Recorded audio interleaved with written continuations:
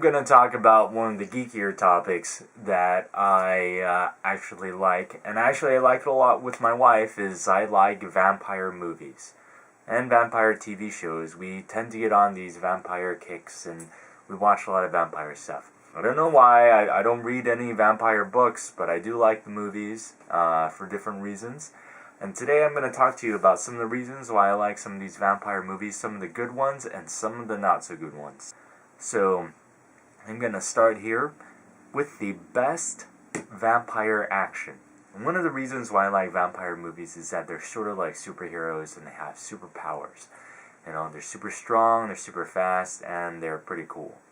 So the best vampire action, obviously, is the Blade movies. You know, Wesley Snipes comes in, just kicks everybody's butt. It's just a lot of action. Blade 1 and 2, I wouldn't say Blade 3 because it was really lame. Don't see Blade 3, but Blade 1 and 2 were awesome. So, best old school vampire cult film.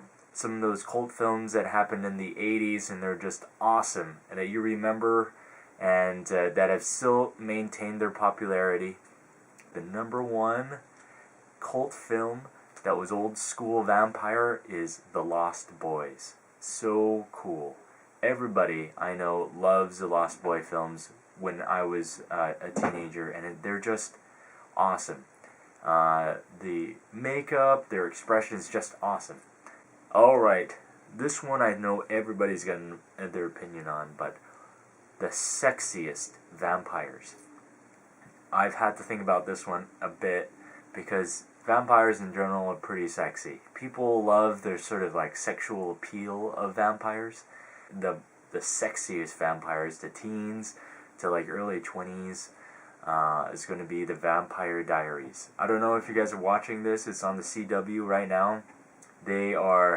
Everybody on that show is good looking. They're all ripped, and it's just portrays vampires in a very, very sexy way. Number 2, and this one is going to be controversial, and this is maybe for more people who are in their 30s and over, is the Moonlight series. It was only on for one season, and it was tragic for everybody who liked the Moonlight series. Everybody just cried over the fact that it stopped. Moonlight. It had great chemistry between the leading man and the leading woman. If you want to see something that is maybe a little bit less focused on teenage life and more focused on regular adult life, go see Moonlight. Go rent the series. It's only one season. It was great. So, scariest vampires. No, there are a lot of scary vampires out there, and it was sort of hard for me to think because there are some vampires that are scary. But the number one scariest vampires, I think, of any show were the vampires from 30 Days of Night. Those vampires are scary. In the movie, it makes the vampires seem literally like they're some kind of natural disaster, and they just come and sweep over a town. The town is in Alaska. It gets 30 days of night where the sun doesn't come up, and they're just massacred, and they're just scary, gross, like beasts, and they're really, really scary. Best portrayal of vampire society. And I think also the best vampire versus werewolf stories has got to be Underworld. I know you guys are thinking there should be another movie in there, but Underworld, I think, has the best portrayal of how vampire society works. And it had the coolest werewolf scenes, and that also had pretty cool action there too. I know there is one show above all that gets its own section, its own category. It's one show that's talked about a lot, Twilight. Okay, the Twilight series.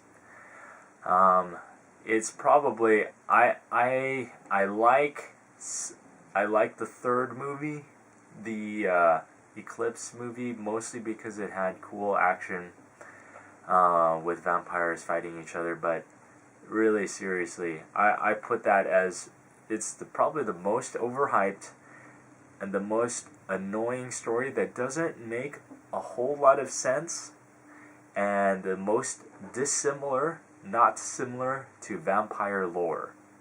Okay? They have no weaknesses, literally, except for another vampire ripping another vampire's head off. They glitter. And what's up with the story? Okay, if Bella was turned into a vampire in the first movie, you literally would have no more books. Because the whole point of the rest of the books is for her to get to the point where she says, okay, I'm going to turn into a vampire. But you know, if she would have turned into a vampire in the first one, it would have negated everything else. And one of the things I think is sort of funny is, so the vampires don't want humans to know that they're a vampire because when they step out into the sunlight they glitter. But the vampires who feed on human blood, their eyes are red, like blood red. You don't think a human is going to notice that your eyes are blood red and that's something that's odd? You know, that's not a natural eye color. Clearly they should have maybe thought about that a little bit more as well. So, I know, I'm going to get a lot of arguments with that one, especially from all of the women in the world that have read the books religiously, including my wife. But and I know that there are other vampire shows out there that are really cool.